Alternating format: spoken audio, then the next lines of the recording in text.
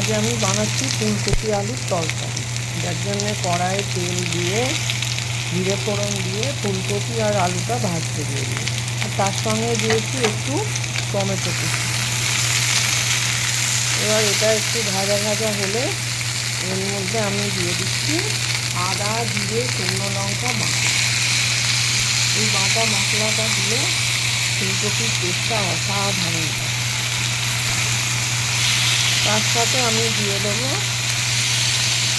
কিছু গুঁড়ো মশলা। দিয়ে দিচ্ছি 1 চামচ হলুদ গুঁড়ো, 1 চামচ শুকনো লঙ্কার গুঁড়ো, 1 চামচ জিরে গুঁড়ো, 1 চামচ ধনে গুঁড়ো দিয়ে আর তার সাথে দেবো স্বাদ মতো লবণ আর সামান্য একটু চিনি। ফুলকপির তরকারিতে একটু চিনি দিলে খেতে ভালো লাগে। এবার এটাকে বেশ করে কষে নেব। কষা হয়ে গেছে, এবার এর সাথে দিয়ে দেবো স্বাদ মতো জল।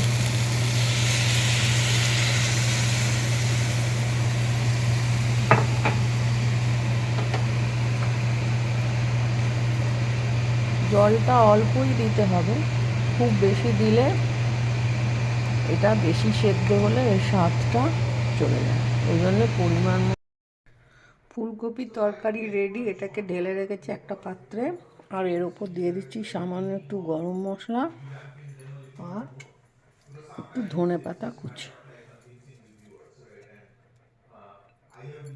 ফুলকপির তরকারি রেডি।